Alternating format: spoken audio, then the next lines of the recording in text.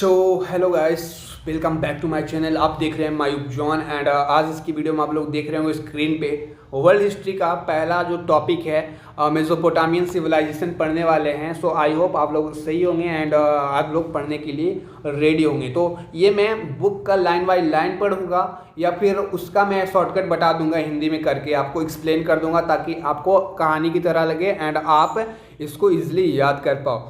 सो चलिए बिना बकवास किए हम इस वीडियो को स्टार्ट कर लेते हैं। सो हेलो गाइस, आदाब, सत श्री अकाल, जय हिंद। आप लोग कैसे हो कमेंट करके एक बार ज़रूर बताना।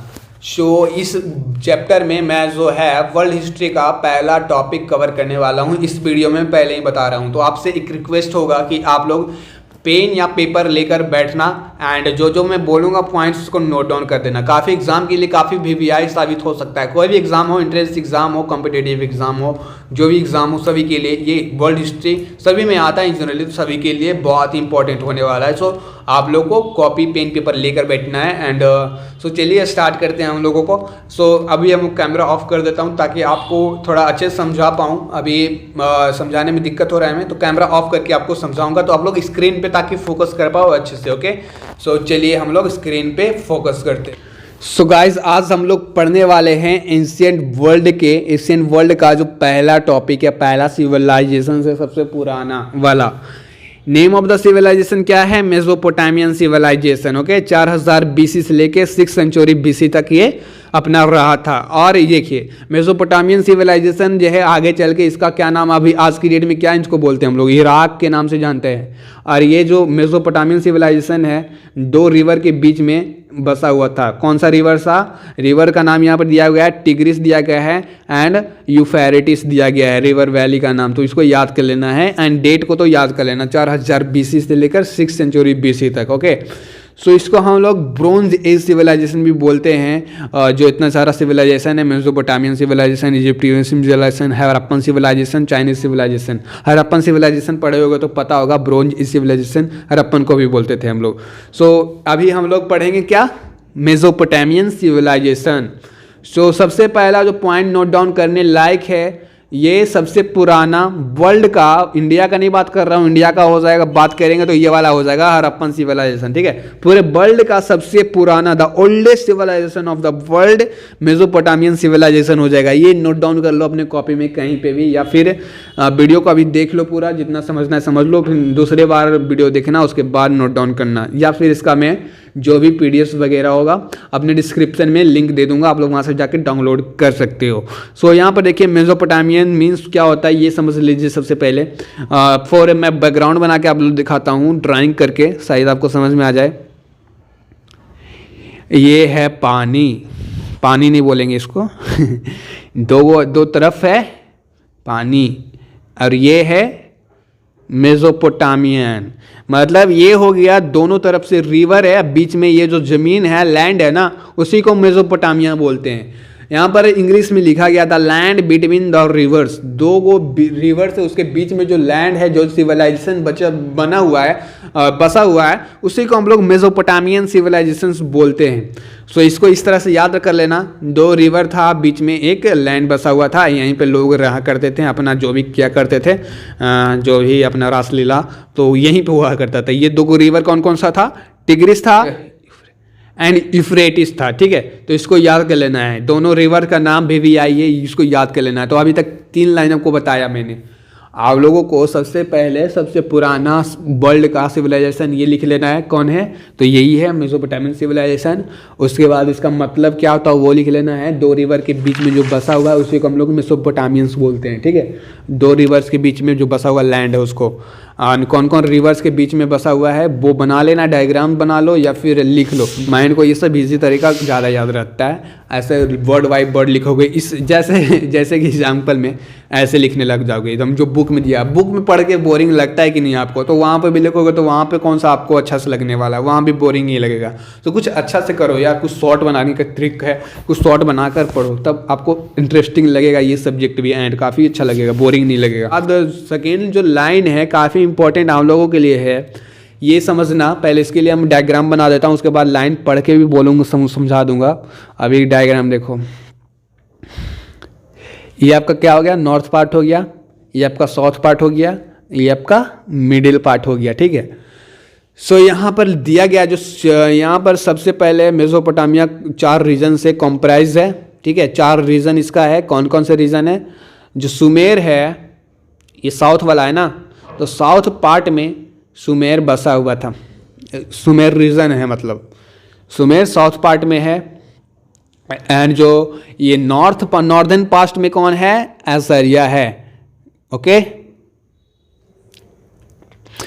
तो देखिए नॉर्थ में आपका साउदर्न पास्ट जो सबसे नीचे वाला हिस्सा में था, कौन सा था आपका? ये था, क्या बोलते हैं इसको? सुमेरियंस लोग रहते थे। सुमेर आपके नॉर्दर्न, तो ये 4 डायग्राम बता दिया मैंने। इधर सुमेर हो गया, इधर एसाइरिस हो गया, बीच में आपको बेबीलोनिया एंड अक्कड़ हो जाएगा। बेबीलोनिया एंड अक्कड़ पढ़ के आप लोग को क्लियर कर देता हूँ। Mesopotamia comprise for 4 regions, Sumer the southern most region, Babylonia and Akkad the middle region and the Assyria the northern most region, जो सबसे ऊपर मैंने भी बताया। तो चारों रीजन आपको ध्यान में रखना है, ओके। उसके बाद ये जो राजा आए हैं, ये बहुत बड़े राजा, महान राजा, बादशाह जिसको बोलते हैं, हैम्यूराबी, जो 2021 ये सब बीसी में मतलब थे उस टाइम, ओके। और ये अकेले, मैं इसको पहले ही समझा देता हूँ इसमें क्या क्या दिया गया है। ये इराक को अकेले चला रहे थे, अकेले बादशाह थे, ठीक है।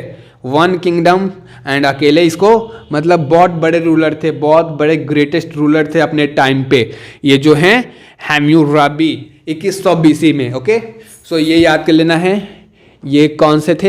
इराक को अकेले दम पे चला रहे थे, जिसको अभी उस टाइम पे मेसोपोटामियन सिविलाइजेशन कहते थे। अभी तो इराक कह रहे हैं ना, उसका पहले नाम मेसोपोटामियन सिविलाइजेशन था। सो आई होप आप लोगों को समझ में आ रहा होगा कि क्या मैं बोल रहा हूँ। नहीं समझ में आ रहा है तो कमेंट करके बताओ, मैं अगले बार से अच्छे से वीडियो बनाऊंगा, थोड़ा और इम्प्रूवमेंट लाऊंगा वीडियो में। सो यहाँ पर याद कर लेना। उसके बाद इन्होंने कोड्स ऑफ लॉ दिया था, ठीक है, COL दिया था इन्होंने। एंड इनका कोड्स ऑफ लॉ जो था किन पे बेस्ड था? टिट फॉर टैट, जैसा को तैसा पे बेस्ड था। सो आगे पढ़ के बता देता हूँ। हैम्यूराबी 2100 BC the greatest Babylonia ruler, Babylonia के बहुत बड़े ग्रेटेस्ट रूलर हुआ करते थे। उसके बाद यूनाइटेड द होल, मतलब इराक को अकेले दम पे single handedly, single kingdom single चला रहे थे। एंड हैम्यूराबी जो थे कोड्स ऑफ लॉ दिए थे, अभी थोड़ी देर पहले मैंने एक्सप्लेन करा इसको। एंड इनका कोड्स जो था लाइफ के हर एक पहलू पे, बहुत सारे कोड्स था यार, बहुत सारे कोड्स, तो इनका लाइफ के हर एक पहलू पर बेस्ड था। एंड बहुत सारे था, जो जैसा करोगे आपको वैसा मिलेगा, वैसा रूल्स पे ये बेस्ड था। टिट फॉर टैट यहाँ पर दिया गया है, जैसे करोगे वैसे आपको मिलेगा। सो ये आप लोग नोट डाउन कर लो, इस लाइन में बस यही है, और कुछ ज़्यादा नहीं दिया गया है। ये नाम भी लिख लेना, ये दोनों का। ये पहले वाले थे, इसको भगाकर ये जो थे ना, ये थे। एंड उसके बाद इससे बड़ा जो होगा ये आए। इन्होंने क्या किया, जो इनका पूरा एक लौकता किंगडम था, अकेले चला रहे थे इतने बड़े किंगडम को, ग्रेटेस्ट रूलर थे ये। अपना भाई साहब तुर्की से आए और इनका जो बेबीलोनिया था, बेबीलोनिया किंगडम था, वहाँ पे घुसपैठ करके इनको जो थे हैम्यूराबी को डिस्ट्रॉयड कर दिए, ख़त्म कर दिए इन लोगों को। एंड अपना किंगडम बना लिए। कौन? हिटिटाइटिस, जिनका नाम है यहाँ पे 4th लाइन में है। Hittites who comes from Asia Minor बोलते, तुर्की जिसका मैं बोल रहा था उसको उस टाइम पे एशिया माइनर बोलते थे। And destroyed the Babylonia kingdom. And इन्होंने, आगे में बताया गया है, ये वैसे थे, हिटिटाइटिस थे जिन्होंने हॉर्स, घोड़े को पहली बार युद्ध के लिए यूज़ किया था। एंड और क्या यूज़ किया था? आयरन के जो वगैरह इम्प्लीमेंट्स होते थे ना, उसका यूज़ किया था। आयरन के खंजर वगैरह, लोहे का जो भी बना हुआ होता था, इन्होंने ही सबसे पहले यूज़ किया था। यहाँ पर लिखा भी किया है, हॉर्स फॉर बार्स लिखा गया है, यहाँ पर नीचे में पढ़ सकते हो आप लोग। एंड आयरन इम्प्लीमेंट्स लिखा गया है। तो आई होप ये लाइन भी आपको समझ में आएगा। नेक्स्ट लाइन है, इन्होंने ही पहली बार पोटर व्हील्स का यूज़ किया था। तो ये नोट डाउन कर लेना, ये सब जो बता रहा हूँ। यहाँ पर दो पॉइंट इससे बना है, छोटा छोटा 3 पॉइंट इससे बना है। एंड 1 पॉइंट ये आप खुद में 1 पॉइंट है, तो इसी को एज इट इज नोट कर लेना जो यहाँ पर लिखा है। The potter wheels was perhaps first used in Mesopotamia में ही यूज़ किया गया था, उसी सिविलाइजेशन के अंदर में मेसोपोटामिया। सो क्या क्या समझे देखो, सबसे पहले आप लोगों को घोड़े को वार के लिए ये मेसोपोटामिया में यूज़ किया गया। उसके बाद आयरन इम्प्लीमेंट्स, आयरन के जो भी सामान होते हैं यहीं पे मेसोपोटामिया में यूज़ किया गया।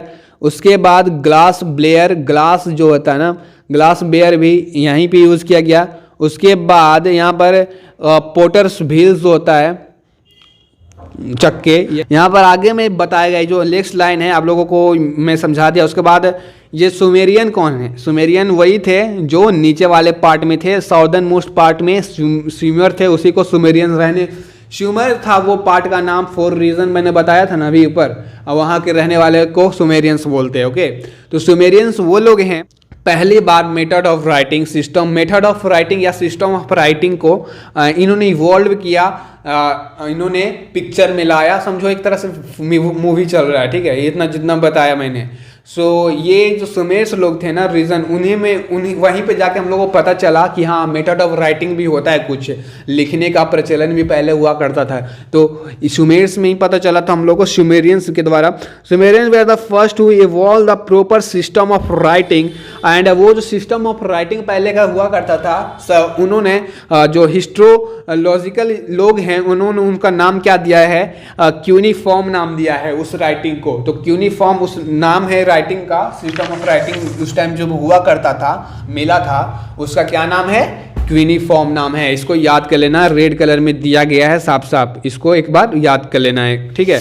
और यहाँ पर डेट नीचे दिया गया है 3400 BC में, ठीक है, तो इसको भी याद कर लेना है। एंड इसको पढ़ने वाले यहाँ पर ये थे हेनरी रॉबिन्सन थे, ठीक है, तो इनको याद कर लेना। ये सब नाम काफ़ी इंपॉर्टेंट है, ये सब ऑब्जेक्टिव यहीं से बनते हैं। और आप पूछते हो कि ऑब्जेक्टिव कहाँ से इसमें बनेगा, ऑब्जेक्टिव बुक खरीद लेते हो तो ऑब्जेक्टिव तो यहीं से बनते हैं। ऑब्जेक्टिव बुक में भी देखना, ये सब क्वेश्चन आपको मिल जाएंगे। अगर अब ये पढ़ ले रहे हो आज और ऑब्जेक्टिव बुक सॉल्व कर रहे हो तो आपको अब बहुत सारे क्वेश्चन सॉल्व हो जाएंगे अगर आप इस सेशन को अच्छे से पढ़ रहे हो तो। ओके, और कब मिला था? 3400 BC, 3400 BC में मिला था।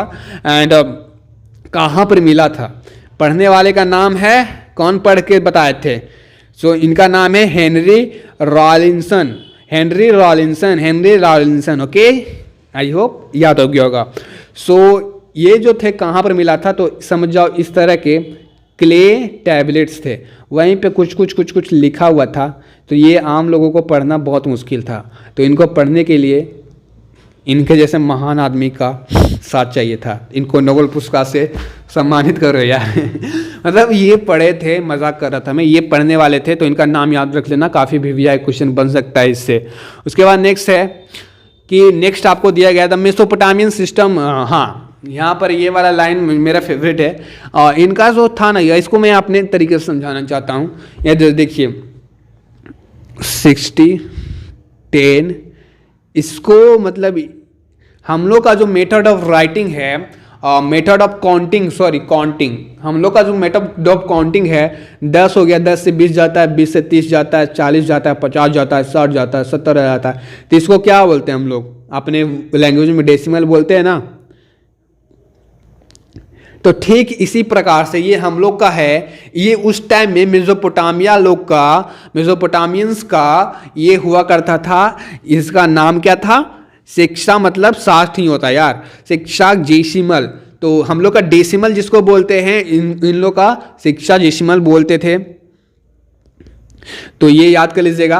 एंड इनका मेथड ऑफ काउंटिंग इस तरह से था, हम लोग का है 10, 20, 30, 40, 50, 60, 70, 80, 90, 100। लेकिन इन लोगों का कुछ ऐसा था कि 60 से हो गया 120, 180, 140 एंड सो ऑन, आगे बढ़ते जाएगा, 60 का पहाड़ा पढ़ दो। तो इनका काउंटिंग ऑफ मेथड वही था, 60 से था। सो कुछ टाइम बाद ये जो इनका मेथड था ना, वो ज़्यादा दिन तक चला नहीं, मतलब ख़त्म हो गया एकदम। लेकिन हम लोग आज भी उसका यूज़ करते हैं। जैसे कि 1 मिनट में कितने होते हैं? तो 60 होते हैं, ठीक है। 1 मिनट में कितने सेकंड्स होते हैं? तो 60 सेकंड होते हैं। 1 घंटे में कितने मिनट्स होते हैं? तो 60 का आज भी हम लोग यूज़ करते हैं। या फिर सर्किल जो होता है कितने डिग्री का होता है? तो सर्किल बीच में मतलब 360 डिग्री का पूरा होता है, तो ये भी 360, 60 से डिविजिबल है। जितनी भी 60 से डिविजिबल है आज भी हम लोग यूज़ कर रहे हैं। एंड काफ़ी ज़्यादा तादाद में यूज कर रहे हैं। तो उन लोगों के टाइम पे ये ज़्यादा नहीं चला, लेकिन आज के डेट में हम लोग के टाइम पे ये भी चल रहा है। एंड इसको सेक्सागेसिमल उस टाइम पे बोलते थे। तो ये क्वेश्चन बन सकता है सेक्सागेसिमल से कि में सिस्टम ऑफ काउंटिंग कौन सा था, तो ये वाला लिख देना है सेक्सागेसिमल। ओके, तो ये लिख देना, ये लाइन में वही सब इंग्लिश में दिया गया है। ओके, आगे जो है पाइथागोरस थ्योरम, सिंपल से इसको याद रख लो, ये पढ़ने वाला ज़्यादा है। पाइथागोरस थ्योरम भी मेसोपोटामियंस लोगों ने ही दिया था। और उसके बाद जो एस्ट्रोनॉमी के क्षेत्र में भी इन्होंने बहुत बड़ा मतलब इवॉल्व इन्वेंट किया था, खोज किया था कि जो ये इन्होंने है ना दिन एंड रात का जो लंबाई है इन्होंने नाप लेते थे, एंड 24 आवर्स होता है, ये इन्होंने ही मतलब खोज किया था। मतलब होता नहीं है बैठे बैठे मन नहीं लग रहा है तो कुछ सोचते इन्होंने पूरा नाप लिया था यार कि कितना बड़ा दिन है, कितना बड़ा रात है, लेंथ। यहाँ पर इंग्लिश में लिखा गया है in the astronomy the Mesopotamians made astronomizing progress. Okay, they could calculate the length of the day and the night. They divided the whole day into 24 hours. And आगे वाला लाइन में बताया जाएगा आप लोगों को, मैं अभी भी बता देता हूँ आप लोगों को, बताया जाएगा कि स्काई को इन्होंने टोटल 12 भागों में इन्होंने बांट दिया था। एंड 12 भागों आगे चल के जोड़ाइक साइन बन गया, मतलब राशि बन गए। कर्क राशि हो गया, वृश्चिक राशि हो गया, बहुत सारे राशि हम लोगों का है। आप लोगों का क्या राशि आप लोगों को पता होगा, तो बहुत सारे आगे जाकर राशि बन गया, वही है। तो इनका ये भी इन्वेंशन था। जो देखो, they divided the skies into 12 parts, each science name, मतलब सभी का अलग अलग नाम था। And this has come down as the 12th science of zodiac science, और उसको हम लोग हिंदी में इंडिया में राशि भी बोलते हैं। मेसोपोटामियंस लोग जो थे लूनार कैलेंडर का खोज इन्होंने ही किया था। लूनार कैलेंडर समझ में आता है? लूनार इक्लिप्स क्या होता है? जो चंद्र ग्रहण लगता है उसी को हम लोग लूनार इक्लिप्स बोलते हैं, ठीक है। तो लूनार कैलेंडर भी वैसे ही मून से रिलेटेड है। एंड उन लोग का कैलेंडर चंद्र ग्रहण होता है वगैरह वगैरह, अमावस्या का रात, वैसे वैसे पूर्णिमा होता है ना, तो उसी तरह से समझ लो। समझने के लिए क्या है, लूनार कैलेंडर है एंड जो कि मून पे बेस्ड है, यहाँ पर लिख दिया गया है। तो आज की वीडियो में बस इतना ही था दोस्तों। आई होप है ये आपको इस सिविलाइजेशन का एक एक पाई आपको मैंने बता दिया, जितना इस बुक में दिया गया है। एंड ये इनफ है। आप यूपीएससी का तैयारी में नहीं करवा रहा हूँ, यहाँ पर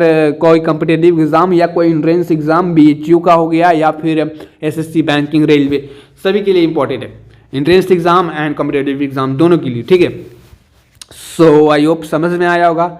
एंड इसका आपने नोट्स बनाया होगा, नहीं बनाया तो वीडियो खत्म होने के बाद फिर से एक बार वीडियो देखना, उसके बाद नोट्स बनाना, सुनना कम। ओके, सो नोट्स बना लेना है या फिर बुक्स के भरोसे नहीं रहना। बुक्स में मैं भी सबसे शुरू देखता था, बहुत बोरिंग लगता था, लेकिन मैंने एक बार मन मार के इसको पढ़ने के बाद पता चला बहुत ईजी है। एंड आप 2 4 5 बार पढ़ोगे तो आपको याद हो जाएगा, ठीक है। सो आई होप आपको समझ में आया होगा वीडियो। एंड समझ में नहीं आया तो क्या दिक्कत था वो कमेंट करके बता सकते हो, मैं आपको रिप्लाई ज़रूर करूँगा। एंड मिलते हैं अगले वीडियो में कुछ इंटरेस्टिंग वीडियोज़ के साथ। तब तक के लिए पढ़ते रहिए, ना कि बढ़ते रहिए।